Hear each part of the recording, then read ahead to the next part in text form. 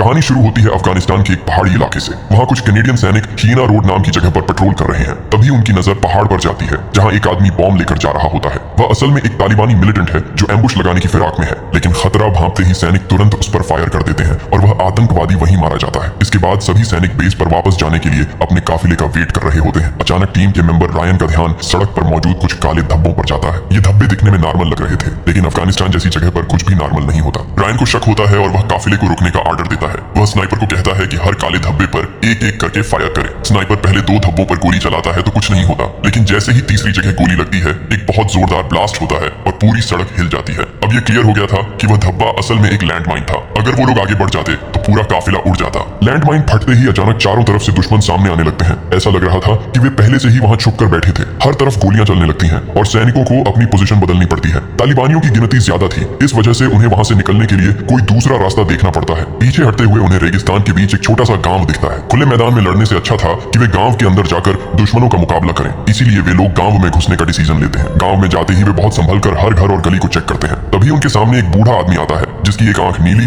और दूसरी भूरी होती है। वह बिना डरे एक ग्रेनेड उठाता है और दूर फेंक देता है। रायन तुरंत बेस पर कांटेक्ट करता है और बताता है कि उनके सामने एक ऐसा बुजुर्ग खड़ा है जिसकी आंखें अलग अलग रंग की हैं। यह सुनकर कैप्टन पीट दोबारा कंफर्म करने को कहता है और रायन फिर से वही बात दोहराता है। अब वह बुजुर्ग उन्हें अपने घर के अंदर आने का इशारा करता है। रायन अपनी टीम को अंदर जाने का ऑर्डर देता है। अंदर जाकर सैनिक अपने हथियारों को फिर से लोड करते हैं। तभी अचानक कुछ बच्चे हाथों में खाने की प्लेट लेकर वहां एंटर होते हैं। ये देखकर सैनिक हैरान रह जाते हैं क्योंकि बाहर गोलियां चल रही थीं और यहाँ मासूम बच्चे खाना लेकर खड़े थे। दूसरी तरफ तालिबानी पूरे गांव को घेर चुके थे। तभी बुजुर्ग के पास वाली दीवार पर एक धमाका होता है जिससे दीवार टूट जाती है और दुश्मनों के अंदर आने का रास्ता बन जाता है। अब सैनिकों को लगने लगा था कि शायद यह उनका आखिरी दिन है। तभी वह बुजुर्ग घर से बाहर जाता है और गोलियां चलने की आवाजें आती हैं। सैनिकों को लगता है कि तालिबानियों ने उसे मार दिया, लेकिन कुछ ही देर में वह वापस आ जाता है और अचानक बाहर सब कुछ शांत हो जाता है। बाहर जितने भी तालिबानी थे वे सब जैसे गायब ही हो गए थे। सैनिकों को कुछ समझ नहीं आता कि आखिर हुआ क्या, लेकिन वे वहां से सुरक्षित बाहर निकल जाते हैं। अगले सीन में जनरल वासिर दाऊद खान और उसके बेटे को दिखाया जाता है, जिसे हम शॉर्ट में बीडीके कहेंगे। वह हीना रोड बनाने के टॉपिक पर बात कर रहा था।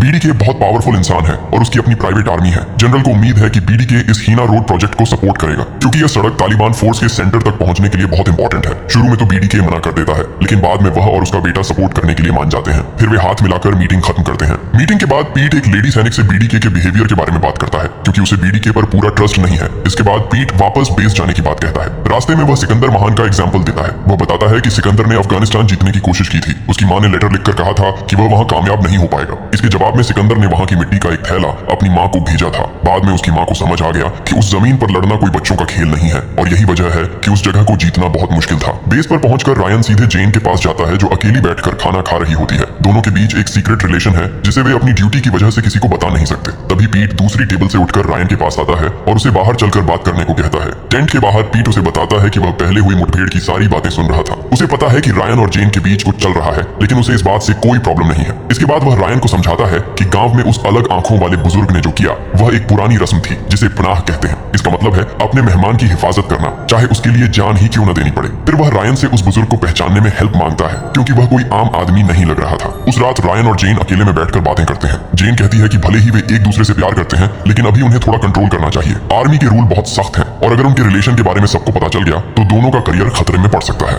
रायन बिना किसी बहस के उसकी बात मान लेता है, क्योंकि दोनों जानते हैं कि यही फैसला सही है। अगले दिन एक सैनिक एक जर्नलिस्ट को समझाता है कि सैनिकों के साथ रहते हुए किन बातों का ध्यान रखना चाहिए, जैसे कि लोकल औरतों को घूरना नहीं है, बिना पूछे फोटो नहीं क्लिक करनी और फायरिंग शुरू होते ही जमीन पर लेट जाना है। इसके बाद पीट और रायन एक ट्रांसलेटर को लेकर उसी गांव में वापस जाते हैं। वे वहां के एक बुजुर्ग से उस अलग आंखों वाले आदमी के बारे में पूछताछ करते हैं, लेकिन वह साफ मना कर देता है और कहता है कि इस गांव में वही एक अकेला बूढ़ा है। फिर वह बताता है कि जिस आदमी को वे लोग ढूंढ रहे हैं वो कोई इंसान नहीं बल्कि एक गोस्ट है, और अगर वह जिंदा है तो शायद कंधार में मिलेगा। गांव से बाहर निकलते ही पीट सीधे अपने एक मुखबिर हाजी से मिलने जाता है, जिसे शब्द क्लीनर कहते हैं। हाजी बहुत शांत लेकिन काफी चालाक इंसान है। वह कंफर्म करता है कि गोस्ट सच में वापस आ गया है और उसके अंकल ने अगले दिन उससे मीटिंग भी फिक्स कर दी है। उधर रायन अपनी टीम को बताता है कि वे कल एक स्पेशल मिशन पर जा रहे हैं, लेकिन साथ ही एक बुरी खबर भी देता है कि तालिबान ने उनके 2 सैनिकों को जिंदा पकड़ लिया है। यह सुनकर पूरी टीम सन्न रह जाती है। एक सैनिक गुस्से में चीजें तोड़ने लगता है, क्योंकि वहां जिंदा पकड़े जाने का मतलब मौत से भी बदतर सजा मिलना होता है। अगले दिन वे लोग रेगिस्तान के बीच रुककर आगे बढ़ने के सिग्नल का वेट करते हैं। वहां का माहौल बहुत टेंशन वाला होता है, इसीलिए पीट अपने ट्रांसलेटर से म्यूजिक तेज करने को कहता है और देखते ही देखते सैनिक हंसने और थोड़ा नाचने लगते हैं। जंग के माहौल में यह पल उनके लिए एक छोटे से सुकून जैसा था।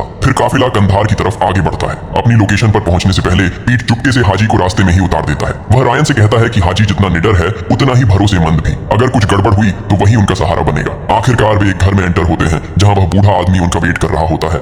फिर ये चारों लोग बैठकर बातचीत करते हैं। पीट उसे गांव में उनकी जान बचाने के लिए पैसे देने की कोशिश करता है, लेकिन बुजुर्ग मना कर देता है। उसका कहना है कि बिना मकसद जाने पैसे लेना बेवकूफी है। तब पीट उसे रेगिस्तान के शेर की एक कहानी सुनाता है जो एक बहुत बड़ा योद्धा था और लोग कहते हैं कि वह सालों बाद वापस लौट आया है। इसके बाद पीट उसे अपना कार्ड देता है और कहता है कि अगर उस योद्धा की कोई खबर मिले तो कांटेक्ट करे। बुजुर्ग के जाने के बाद पीट धीरे से रायन को बताता है कि वही असली रेगिस्तान का शेर है। लोग उसे गोस्ट इसलिए बुलाते हैं क्योंकि सोवियत के टाइम पर वह कई बार बुरी तरह घायल हुआ था, फिर भी दुश्मन उसे मार नहीं पाए। वह हर बार मौत को चकमा देकर वापस आ जाता था। घर से निकलते टाइम पीट उसे समझाता है कि यह आदमी उनके लिए बहुत काम का है क्योंकि तालिबानी भी उसकी इज्जत करते हैं। लेकिन तभी अचानक उनकी कार पर एक जोरदार ब्लास्ट होता है। यह हमला तालिबानियों ने किया था, लेकिन अंदर बैठे हुए तीनों लोग बच जाते हैं। इसके बाद पीट तुरंत अपना रेडियो तोड़ देता है और गाड़ी के अंदर ग्रेनेड फेंककर उसे ब्लास्ट कर देता है ताकि दुश्मन उस गाड़ी का यूज न कर सके। अब वे लोग पतली गलियों से दौड़ते हुए अपनी पोजीशन बदलते हैं जबकि छतों पर दुश्मन बैठे हुए थे। रास्ते में कुछ हमलावरों को मार गिराते हुए वे आगे बढ़ते हैं। तभी अचानक उनके सामने हाजी आ जाता है जो सही टाइम पर ट्रक लेकर पहुंच गया था। वे तीनों बिना टाइम वेस्ट किए ट्रक के पीछे चढ़ जाते हैं और गोलियां चलाते हुए वहां से निकल जाते हैं। हाजी बताता है कि जैसे ही उसने गोलियों की आवाज सुनी वह उन्हें ढूंढने के लिए निकल पड़ा था।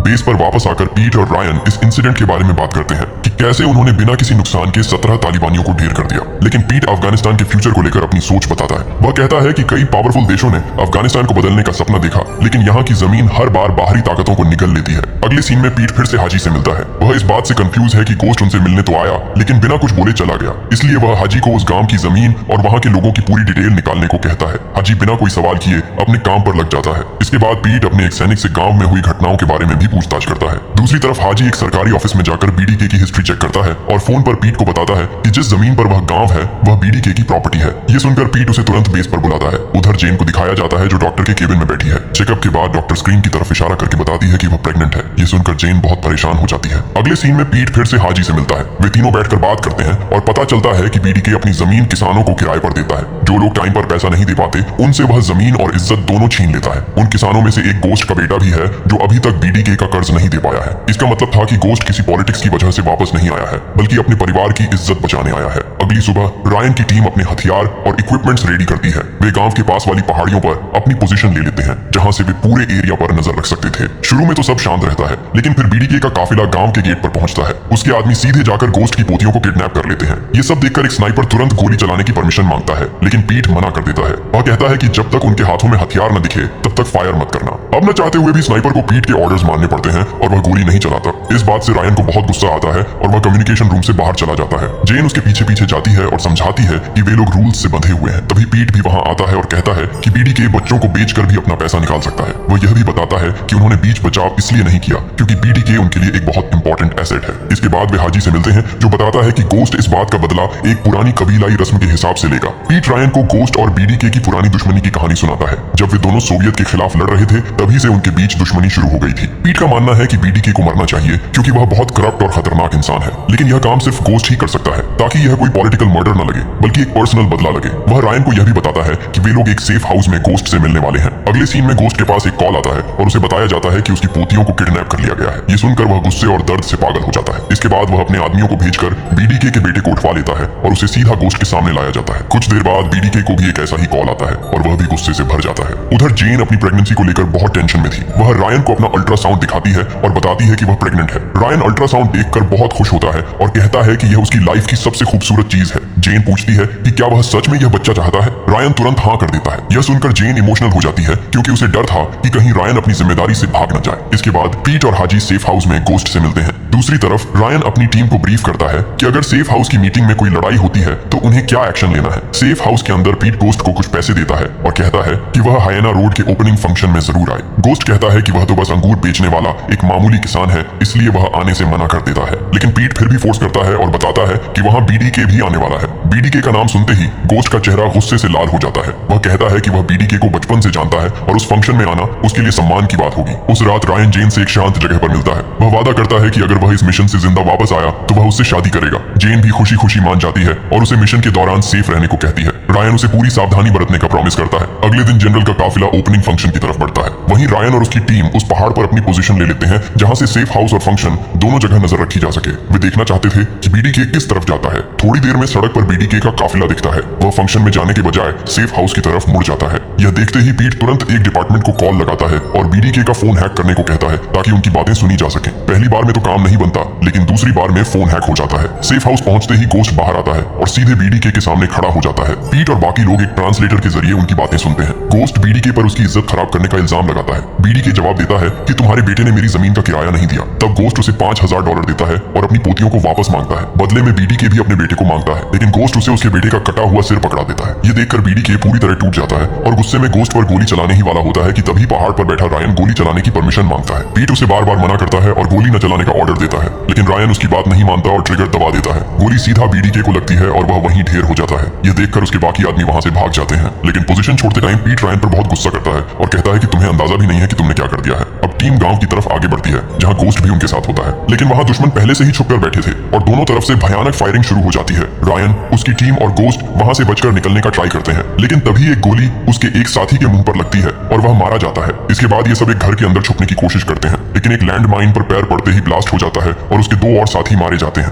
गोस्ट उन्हें बचाने की कोशिश करता है, लेकिन उसे भी कई गोलियां लग जाती हैं। अब वे सब एक घर में बुरी तरह फंस चुके थे और वहां से जिंदा बच निकलना लगभग नामुमकिन लग रहा था। रायन की टीम में अब सिर्फ वही अकेला जिंदा बचा था, इसलिए वह अपनी ही लोकेशन पर आर्टिलरी स्ट्राइक करवाने का डिसीजन लेता है। कम्युनिकेशन रूम में बैठी जेन ये सुनकर घबरा जाती है और उसे ऐसा न करने की जिद करती है, लेकिन रायन के पास कोई और ऑप्शन नहीं था। वह रेडियो पर जेन से माफी मांगता है और मरते हुए गोस्ट से कहता है कि वह एक पिता बनने वाला है। कुछ ही सेकंड बाद वहां तोपों से भारी गोलाबारी होती है जो उस पूरे इलाके को राख में बदल देती है। इस स्ट्राइक में रायन और उसके सभी साथी भी मारे जाते हैं। इस बात से जेन को बहुत गहरा धक्का लगता है और वह अंदर से पूरी तरह टूट जाती है। इसके बाद सैनिक बच्चों से भरे एक घर में रेड मारते हैं और गोस्ट की पोतियों को सही सलामत बाहर निकाल लेते हैं, जिन्हें बेचने के लिए एक पिंजरे में बंद करके रखा गया था। इस पूरे ऑपरेशन में हाजी का मेन रोल रहता है, जो बाद में काबुल शिफ्ट हो जाता है। आखिर में बेस पर शहीद सैनिकों के लिए एक अंतिम संस्कार का फंक्शन रखा जाता है, जहां सभी ऑफिसर्स उन्हें उनके बलिदान के लिए श्रद्धांजलि देते हैं। जेन भी भारी मन से रायन को अपना आखिरी अलविदा कहती है। दूसरी तरफ गोस्ट का बेटा भी अपनी बेटियों के साथ अपने पिता की कब्र पर जाकर उन्हें अंतिम विदाई देता है और इसी के साथ ये शानदार कहानी यहीं पर खत्म हो जाती है।